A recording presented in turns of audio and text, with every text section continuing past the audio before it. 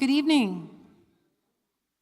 My name is Elisa Olson, and I'm the Director of Communications, and we are here to talk to you this evening about the proposed fiscal year 2025-26 budget.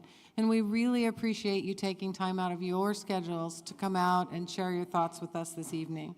Before we get started, let me share a little bit about tonight's program. This is an opportunity for you to learn more about the proposed budget, which outlines the city's priorities for the upcoming year. However, it will not be final until it is adopted by council in September. So the timing is great for your feedback this evening and your voices to be heard. This is the 6th of 7 community input sessions that will take place in all districts across the city. Each session is scheduled for 1 hour and will be divided into 2 parts. First, we'll hear from our District 1 Councilman Everett Roy and our Assistant City Manager Heather Hurlbert, and we'll watch a brief video that outlines some of the budget priorities. Once these remarks are complete, we'll open the floor to questions and answers. And so we have a microphone right here directly in front of me to my left, to your right. If you'd like to ask a question, we'll call you up to just kind of ask your questions. We do ask that people who reside in this district be able to go first. Each person will have 2 minutes to speak, and we'll use a timer. And that's just to ensure that we keep it moving along so as many people have the opportunity to speak as possible. At 6:30, we'll transition to the open house portion of our meeting. And during that time, we have some of the key departments of the city, they're around the room at tables. And we encourage you to walk around and talk with them directly, ask your questions, and have conversations with leadership with that as well. And with that, please allow me to introduce our Assistant City Manager, Heather Hurlbert, who will make some introductions.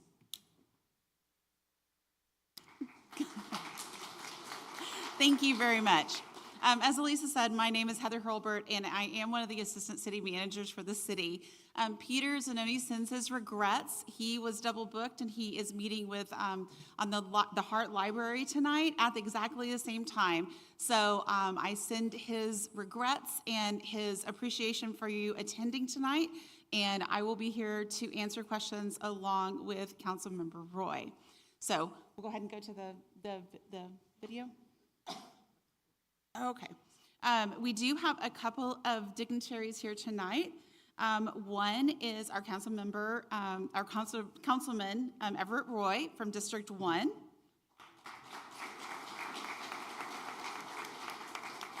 And we also have one of our Nueces County judges, Judge Lisa Gonzalez.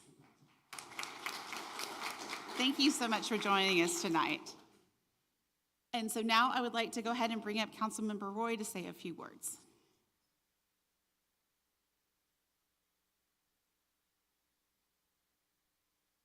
Well, good evening.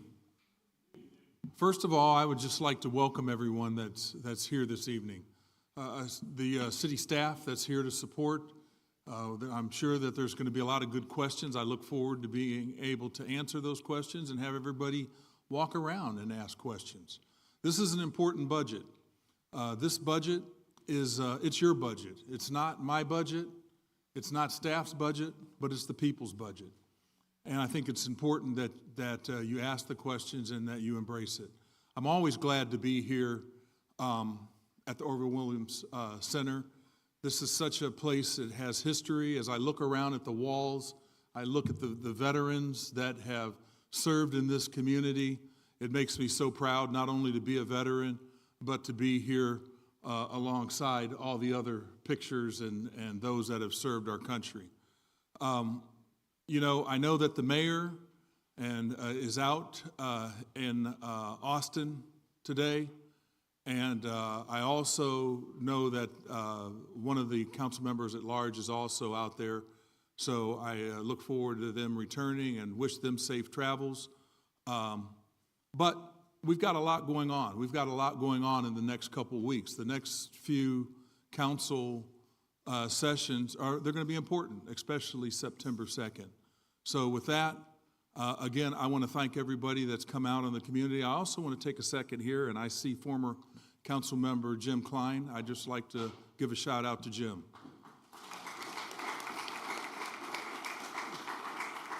And I don't think I missed any other council members or dignitaries that haven't been mentioned. So with that, I believe we're going to go ahead and start the video. Thank you. The City of Corpus Christi's proposed financial year 2025-2026 budget focuses on the essential services that support daily life and long-term progress in our city. Each year, the city develops a balanced budget through a months-long process that includes financial forecasting, internal planning, departmental review, and city council oversight. Public input is also a key part of this process.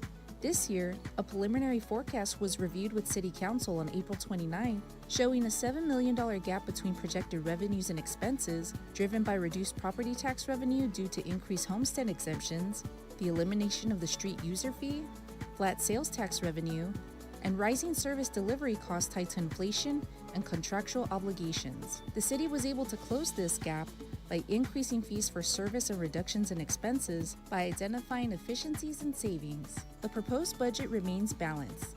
It upholds the city's strong financial standing, backed by multiple credit rating upgrades over the last 6 years and revenue gains through renegotiated industrial agreements. The fiscal year 2025-2026 proposal concentrates on 4 key areas. First, streets. Since 2019, the city has invested over $695 million in street infrastructure across all 5 districts. A major focus has been on what is now the Rapid Pavement Program, or RPP, which has restored more than 100 center lane miles of neighborhood streets, bringing long overdue improvements directly to residents' doorsteps. These improvements not only enhance safety and mobility, but also raise the overall quality of life in neighborhoods across Corpus Christi. In fiscal year 2025-2026, additional funding is proposed to continue this progress, prioritizing the streets residents use every day. Second, public safety. The city has expanded police and fire staffing, opened a dedicated police training academy, and upgraded emergency response capabilities. In the last 6 years, the Corpus Christi Police Department and Fire Department have grown to over 500 police officers and 450 firefighters, the largest force in our history. In FY 2025-2026, the proposed budget includes funding for 5 additional police officer positions and 5 new firefighter positions, strengthening our ability to serve a growing community. For police, we've added patrol units, modern technology, body-worn cameras, and advanced training to enhance safety and transparency. The new Police Training Academy has strengthened recruitment and officer readiness. For fire, we've increased staffing, are actively replacing aging stations, and have invested in new fire engines, ladder trucks, medic units, and rescue equipment. Significant investments have equipped both departments with state-of-the-art gear and communication systems to keep our community safe. The proposed budget maintains support for personnel, equipment, and training. Third, water and wastewater systems. Water security remains a long-term priority for the city. The proposed budget continues to invest in improvements that ensure a reliable water supply and resilient infrastructure for the future. These investments support essential maintenance, replacement of aging systems, and planning for future growth. Recent upgrades have strengthened our capacity to deliver safe, dependable water and wastewater services. This year's proposed budget builds on that progress, supporting infrastructure modernization and planning efforts to meet the needs of a growing community. Together, these efforts form a resilient strategy to deliver reliable water access for the region. In addition, recent capital improvements have elevated the reliability and strength of our city's water systems. This year's proposed budget includes further investment to modernize aging infrastructure and support long-term capacity planning. Fourth, quality of life and community well-being. The proposed budget includes additional funding for animal care services to support shelter operations and improve service delivery. It also includes funding for a new full-time position focused on homelessness response and coordination, strengthening the city's efforts in addressing this complex issue.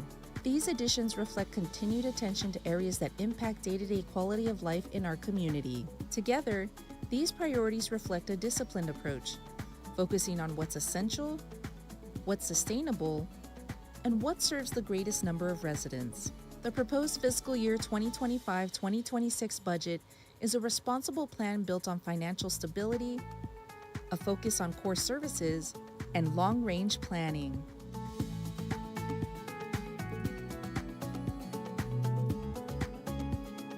Isn't that a great video?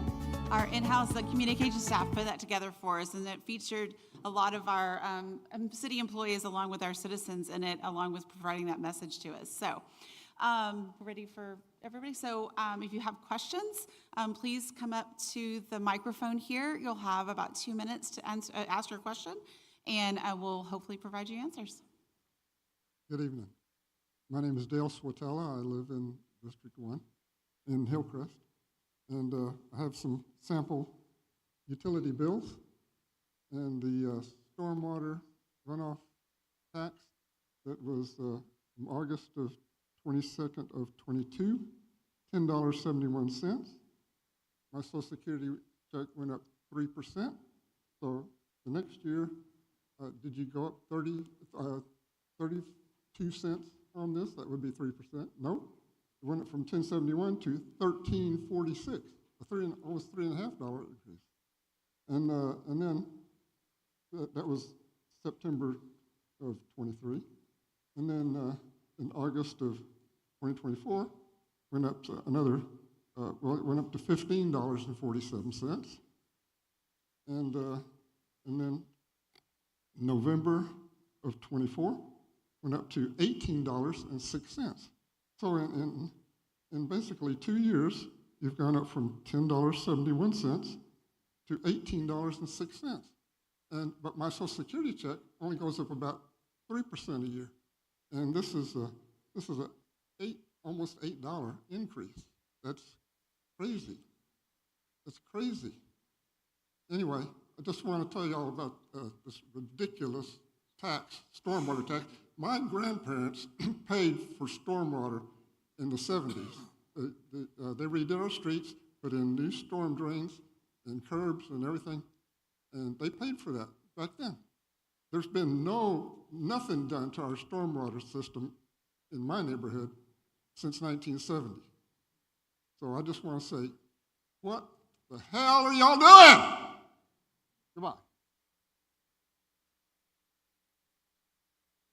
I would like to say that the stormwater fee is not just for the infrastructure, but it's also for maintaining storm drains, maintaining ditches, doing street sweeping, things along those lines that help continue with the runoff of that stormwater. And so helps make sure that we don't have flooding, the streets minimize flooding, things along those lines. So it's really not, the stormwater fee is not for specifically a lot of infrastructure, but more of the day-to-day maintenance that is needed to maintain our stormwater system.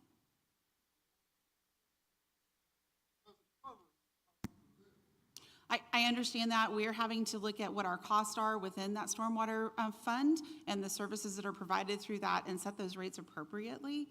So that is just to cover those services that are provided. Do we have other questions? Thank you. Hi, my name's Carol Lowe. I live here in District 1. And I just like a little more conversation around the homelessness and how you guys are working hard to help that situation. Thank you. Sure, thank you so much for that question. So within this budget, there is the addition of a position that will help with homeless services. In the 25 budget, unfortunately, we did eliminate some positions due to budget constraints, but listening to the feedback from City Council along with the citizens, we have added in a position that will work with our existing staff on homelessness and homeless services, and doing that coordination with a lot of our private organizations and nonprofits that work that to help coordinate those services more efficiently and identify what there are needs there. I also wanted to speak to that topic. District 1, it's a very diverse district. And when you take a look at the unhoused population in our district, one of the things that we've done in the past is went out and taken a survey just to see how many unhoused or homeless people there are. And of course, homelessness ties in with mental health. So there's a lot of those, in a lot of situations, it's also attributed to mental health.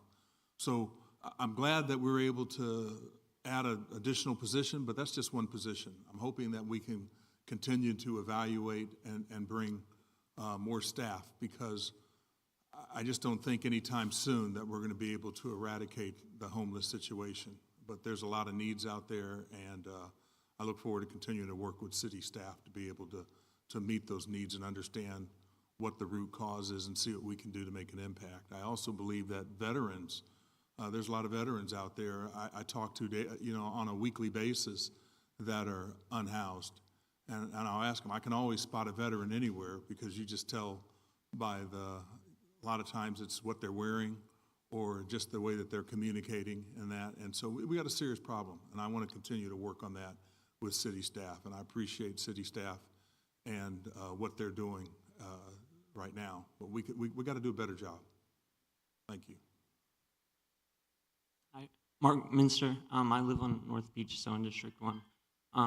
And one of the things that I would want to see in the budget is for things like homeless services, because that's real people's impact, and things considering like residential utility rates, things that impact the amount of money that people have to spend in their housing situations. So that's why I would want to advocate for things that actually focus on these things, material conditions that residents are facing, rising utility rates, the rising costs for rent, and that impacts when the city's talking about spending, how they spend hundreds of $millions when you're dealing with the budget.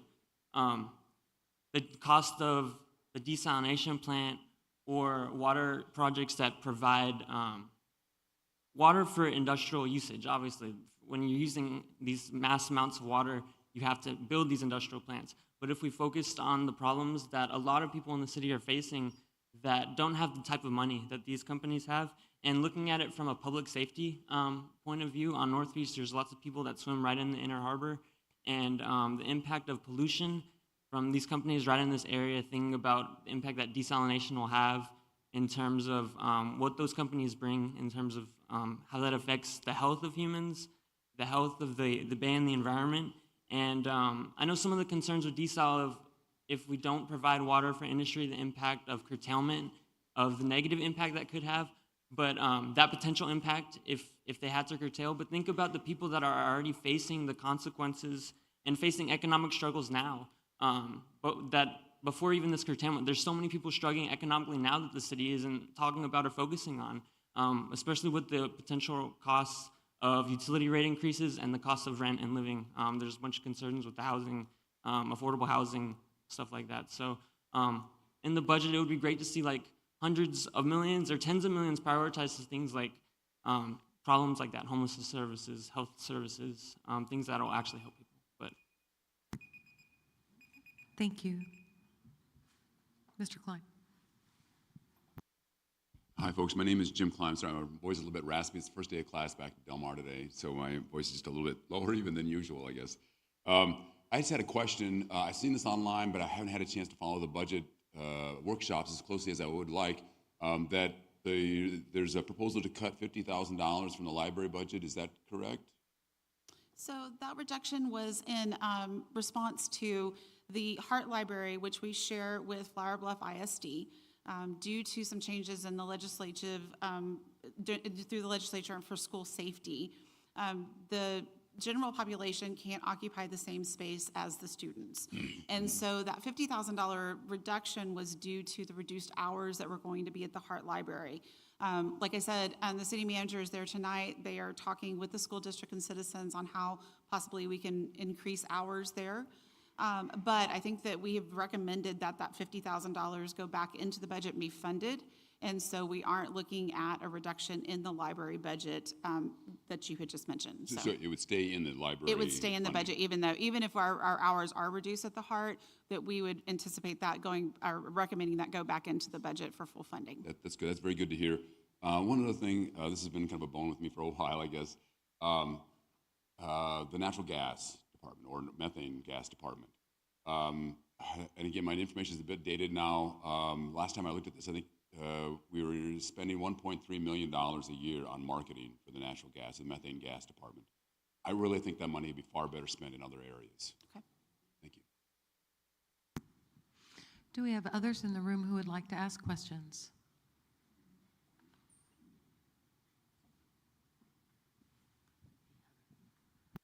Before, Lamont, before you ask your question, one of the things I did want to mention is that the city just invested a little over $2 million for La Retama Park and the upgrades that we're doing there and a lot of the things that we're doing as far as making sure that the needs of that location, and I believe, if I'm right, that's probably the closest library to this area. Is that correct?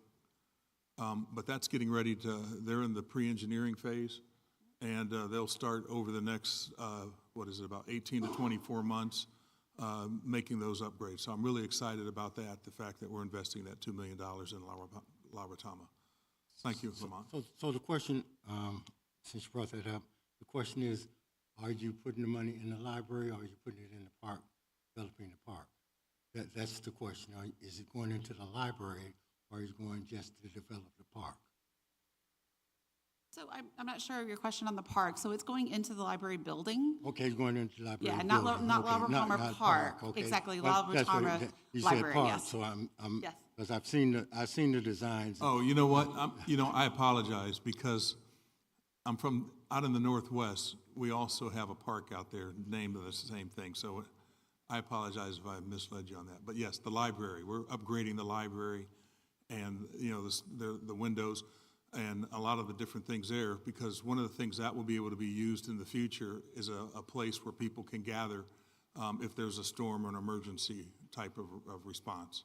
So I apologize. Sorry to throw you off there. Excellent. As you stated earlier, that District 1, which I am in, is a diverse area. And I understand the Northwest is different from Central City over here, but where we are, so we know the diversity there. Question I have that was brought up earlier is about the homeless position that you had. I noticed that in the budget.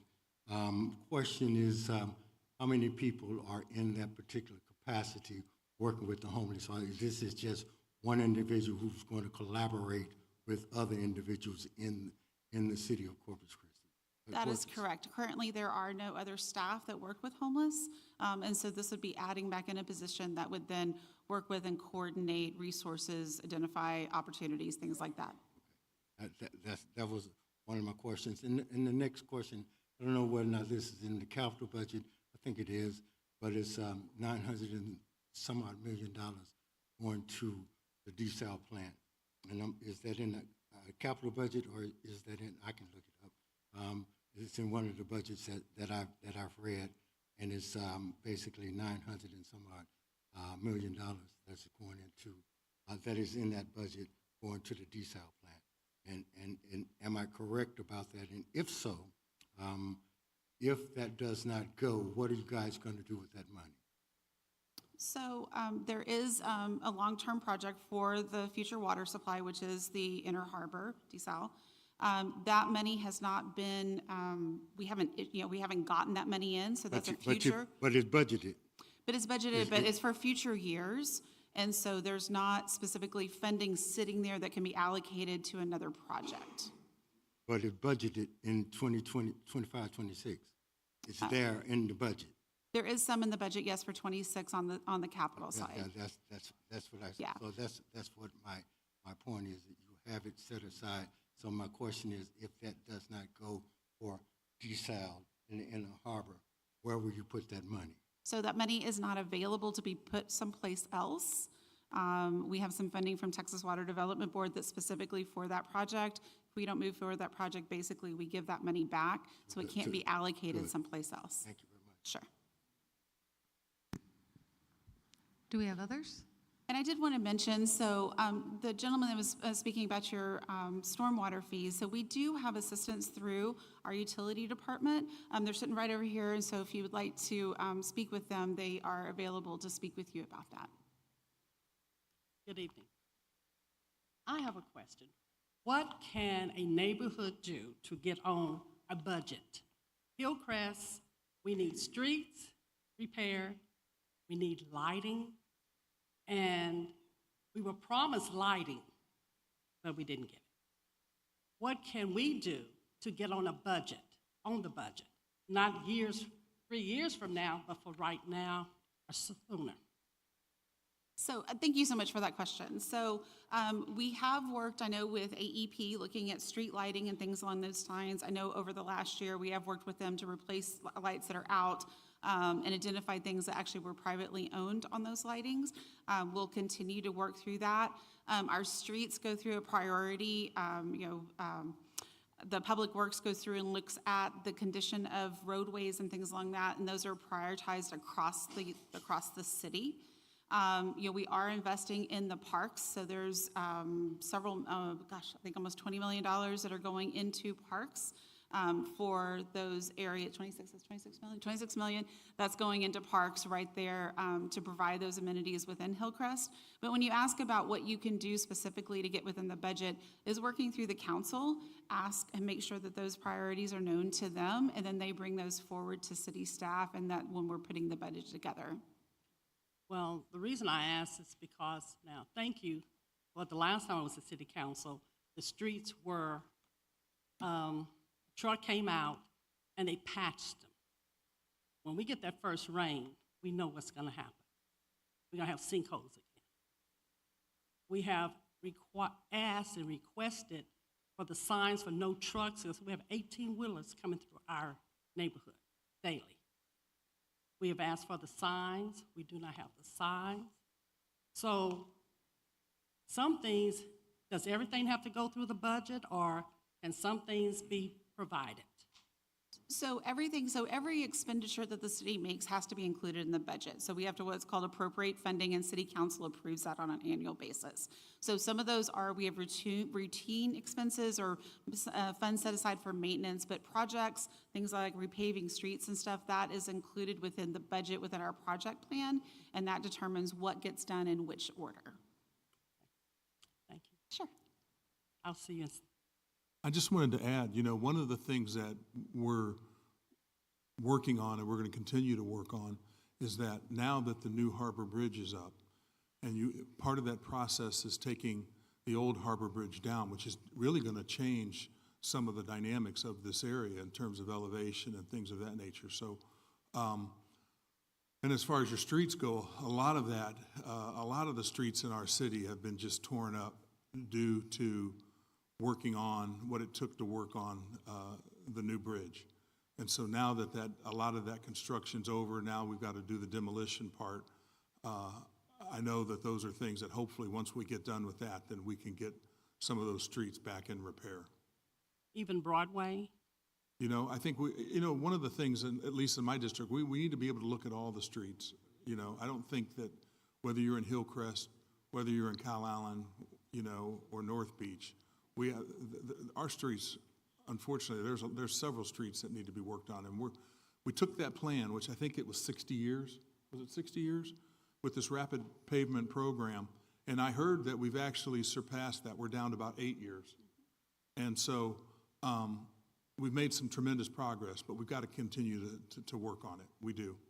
So I just want everybody to be aware that I look forward to the city being able to control a lot of the areas that TxDOT was working on before, once they move out and that bridge is done. So thank you. Thanks for your question.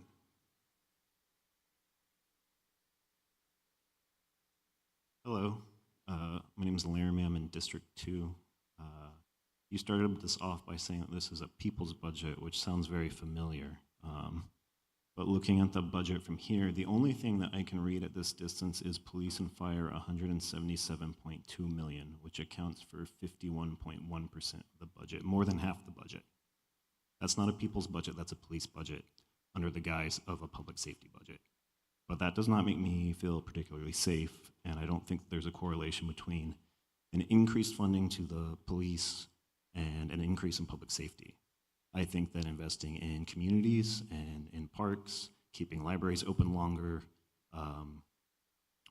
putting like basketball courts at parks, making public spaces places that the public wants to be and wants to be in community with each other, I think will be a better investment in public safety. And I just want to say to anyone here, if you are interested in the people's budget, you can come talk to myself or one of my friends, and we'll be happy to get you more information. Thank you.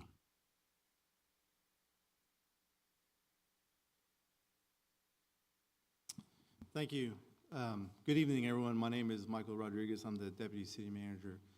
So when we look at public safety and we look at the budget, we do hear from the public and the community, and we do develop our budget that way. So we recently did a survey, and what were the number 1 and 2 priorities consistently were police and fire. And not to mention, when we look at our counter cities and we look at a comparative analysis, the top 7 cities above us have a larger police and fire budget than we do. So we've made that a priority for the city of Corpus Christi. We support our police and fire, and we hear from our community that they also support our police and fire. So I just wanted to say that. Thank you. We have time for 2 more questions. Do I have to say my name? No? Okay. So Laramie kind of already mentioned what I wanted to talk about. I want to make it known I don't support the police. They don't help. There are many, many studies that show investing in community programs help deter crime more than police do. There's never been a moment where I've seen a cop and I've felt safe. So just FYI. But since that's the police budget's already covered, honestly, I think it's embarrassing that y'all are patting yourselves on the backs for adding 1 position for the homeless to support homeless population when the police budget looks like that. That's stupid. But I would also like to question, what are we doing about trees in our parks? There's also many, currently there's no budget for trees. And I know y'all are probably gonna mention stage 3 drought restrictions, but if Parks and Rec is already using effluent water to maintain all their trees, they don't use any drinking water, why has that put a stop to planting new trees? In our downtown area, we have 3% canopy cover, and the goal is actually 30. So, there's no budget, no money in the budget for trees, and I think that needs to change. Trees are very helpful when it comes to maintaining our tree canopy, our urban heat index. Y'all know this. Stop making excuses. Add more shit that's actually helpful to the budget. So thank you so much for your comments on that. So there actually is funding within the budget for trees. What we have chosen to do is pause on planting any new trees. We are maintaining the ones that have already been planted, and we want to make sure that they are in an environment to be able to thrive. And it is just not, according to our arborist and our specialists, it is not advised to plant trees right now with the heat and with the moisture content within the soil. We can continue to water them, but they don't thrive that way. So we have put a pause on that. We did receive a grant through TXU, who is our energy provider for the city, that we have several $100,000 worth of remaining budget. And as soon as we get out of this drought a little bit further, then we will resume planting those trees. And we've got some really great plans to be able to continue adding to that canopy and as recommended.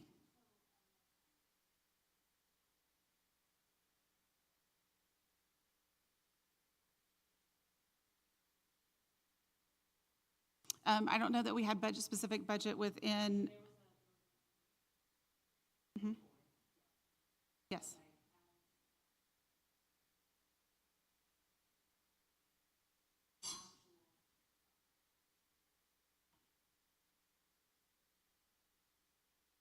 I can't speak to the information that you got, but there is, we have. Okay. But I think we may not have included any specifically within 2025 because of the drought, but there is money, especially within our capital programs and things like that, to continue with the tree initiative. Please go ahead, sir. Yes. My name is Henry Williams, and I'm with the Hillcrest Residents Association. My question has to do with the parks improvement.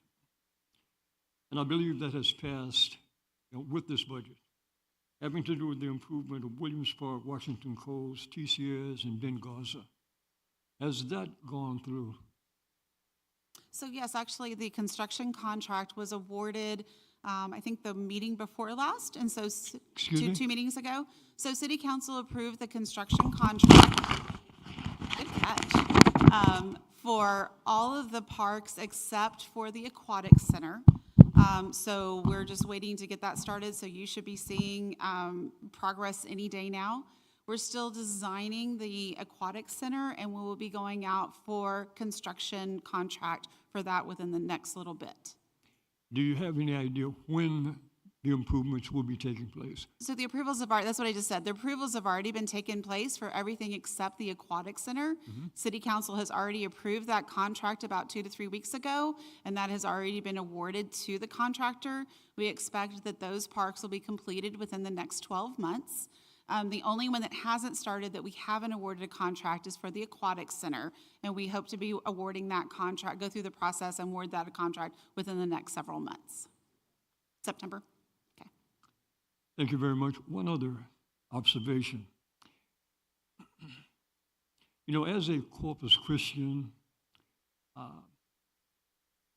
generational Corpus Christian, how do we come together to focus in upon a vision for the improvement of our neighborhoods, Hillcrest, Washington Close, other neighborhoods in the city?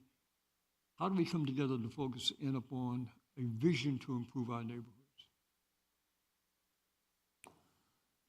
You know, when you take a look at just as far as the group that worked on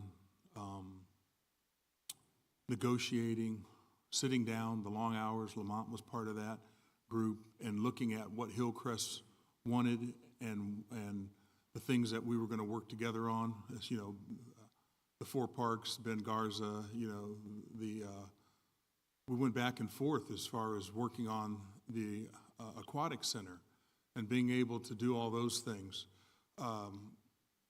Looking at the historical markers, one of the things I'm working on right now, and we've been working on, is the Old Bayview Cemetery, and making sure that that has been, we've got markers that are down, we're putting a fence up there, we're doing all of those things. And so we have to continue. Those are a lot of the things that we're doing right now. As it was mentioned previous, that was about 26 million. But again, I want to talk about the fact that when you look at the landscape, you know, and I don't know, I believe, and somebody correct me if I'm wrong, but I believe the courthouse, I think they did go ahead and talk about the possible demolition of the courthouse. But when you take a look at where the old bridge is, that whole entire section that mounts up to the Hillcrest area, and that's going to change. That landscape's going to change. You've got about 6 acres right there in the middle that is going to be changed because of the bridge coming down. And so I think that's going to give us an opportunity to be able to do a lot of things.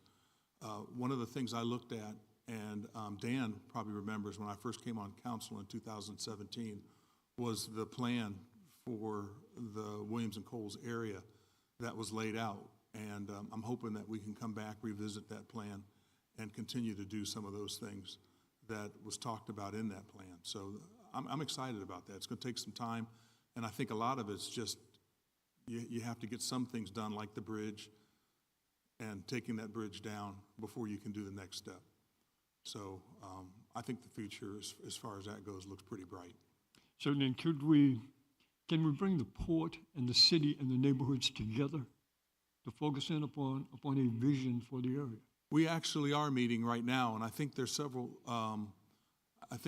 Community members that meet between the port, community members, and the city that meets as a group to try and look and get an idea what that vision is going to be once the Harbor Bridge does come down.